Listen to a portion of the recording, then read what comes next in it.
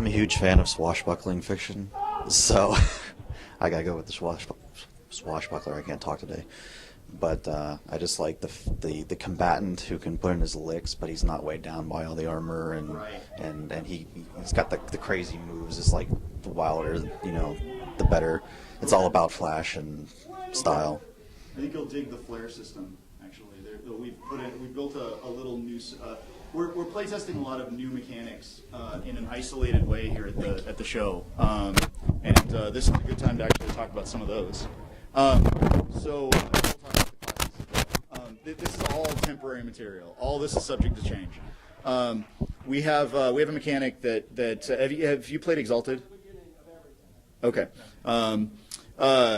Basically, there's a flare system now where there are big action die bonuses that can be given to people.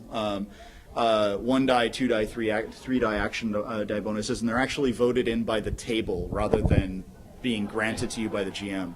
Yeah, running a lot of games here, especially at Gen Con, people are like, "That is awesome." Yeah. And so we want to give people a chance to say that is awesome, as essentially give this guy something. Right. And so the way they work is 2 people at the table have to vote in for single die action dice die bonuses. 4 people have to do it for 2 die bonuses, and the entire table has to for 3 die bonuses. So that's sort of the flair bonus, where it gives everybody a chance to be that over-the-top hero, because they have to be spent on the action that he's doing right that moment. How does that work if you have a smaller table? It will skip from 1 to 3. It's a playtest mechanic. We may change it maybe to 2, 3. I don't know. Yeah, or proportional. We had the advantage of knowing that all our events were sold out. Right. So we knew there were 7 people at this, 8 people with the GM at these tables, so that we could handle. But we wanted to, essentially to get kind of a super majority for anything beyond the smallest sort of bonus. Right. And then absolutely everybody had to think something was awesome to get the 3 dice. And ultimately, it is a group mechanic, so a certain group element will be required. But we'll keep an eye on that through playtesting.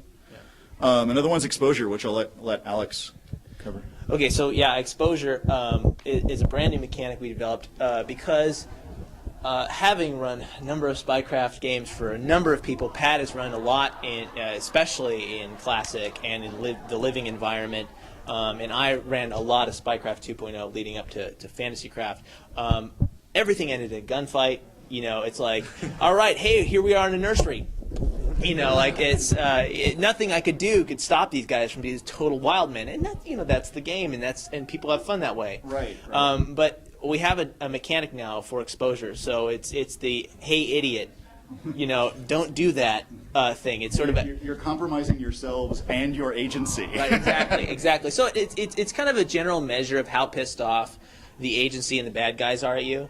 Generally, it happens simultaneously in the case of exposure. How much they know you're around. Right. Yeah. So if James Bond, James Bond's kind of an exposure magnet. Yeah. Because he walks in, is like, I'm not going to use my fake name. I'm convinced that he is probably working with some kind of masterclass whose pinnacle ability actually uses exposure to his benefit. Yeah, some sort of suave SOB masterclass. Yeah. So the exposure mechanic essentially goes from being totally invisible. Nobody knows you're there. Nobody knows you're operating in the area. You don't have any problems. That's kind of the default, and it just gets worse from there. Making it the core mechanic we have right now essentially determines how many bad guys are sent after you. So all the mobs are doubled or tripled inside. They're doubled. They can be doubled and tripled later. Yeah. So it's when you're at 5, it's red alert. Code red. The Homeland Security is after you. That sort of thing. It is kind of like where the tanks fall out of the sky. Yeah, exactly. Well, the other piece. Oh yeah, you have that kind of how does everybody know Eurozone? The wanted posters. I haven't played it, so. You get aggro.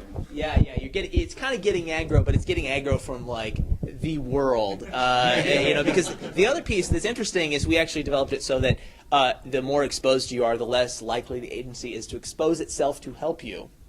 So your favors become more difficult to acquire, and favors are going to be a linchpin. Exactly. Everybody's like, "Oh, you're poison."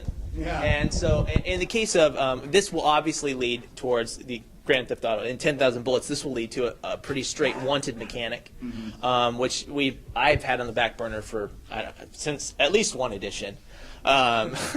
So yeah, I've had that one in the can for a while, but it's the same sort of idea that exposure is not as easy to dial down. You don't just go sit in an alley and then you become less exposed. So yeah. Was Manhunt like the first stab at that? I think using manhunts was sort of an attempt to create some sort of environment where you could throw a manhunt at somebody because you guys, okay, guys, I'm going to throw a manhunt at you, but By cops, somebody's after me. yeah, I think, and in whatever the final version of the dramatic conflict system, I think the exposure level or wanted level will become an element in that, for certain, because it'll make it more difficult for you to evade the law when everybody knows you're out there. So that'll kind of tie into the more organic picture of play at the table. But yeah, I think manhunts. Some GMs are still a little bit afraid to crack that out. To be the punitive jerk. Well, it's not being a jerk. I mean, you should enforce the rules at your table, but some of us feel like jerks.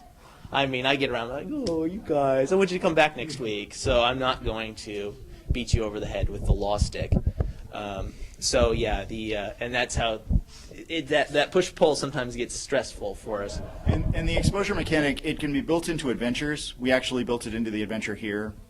Both the adventures, there are guides, but it's GM controlled. So in some circumstances, you're going to have situations where your team can just go and hide out in a safe house for a couple of hours, and exposure will drop.